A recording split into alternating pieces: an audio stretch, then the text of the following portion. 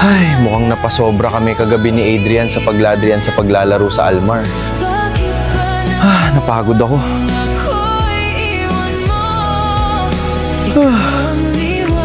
Makasipilyo na nga. At mabaho na hininga ko.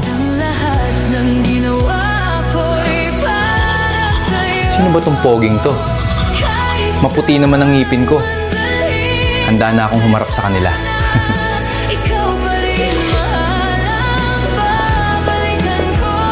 Kahit janitor lang ako, tao rin naman ako. Balang araw, mapapatunayan kong may halaga rin ako.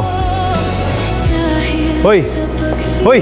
Janitor ka lang! Wala kang silbi rito! Lumayo ka nga! Nakakadiri ka! Grabe naman, sobra na yata yun. Tingnan mo ang sarili mo. Janitor ka lang. Wala kang mararating sa buhay. Habang buhay ka maglilinis ng sahig. Hindi ka aangat kahit kailan. Ginagawa ko lang po ang Cedric! Ano ba yan? Ang bagal-bagal mong magtrabaho. Ilang beses na kitang tatanggalin na lang kita sa trabaho. Pasensya na po sir, tinanggal na ako sa trabaho. Paano na kaya ang pamilya ko? Wala na akong may uuwi na pera kina nanay at tatay.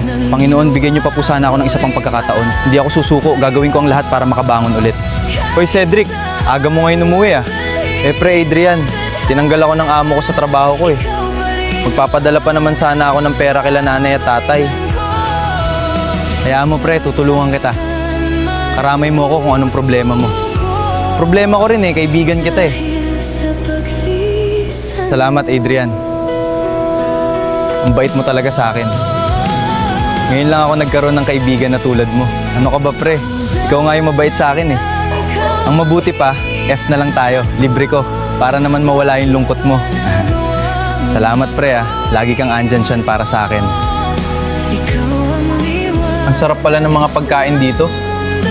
Oo pre, masarap talaga pagkain dito.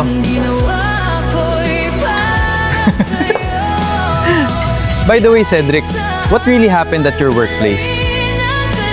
Ilang beses ako pinahiya ng mga mayayaman dun. Tinapaktapakan pati ang dignidad ko.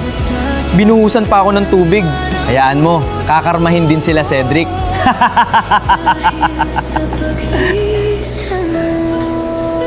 Aray mo! Pakak!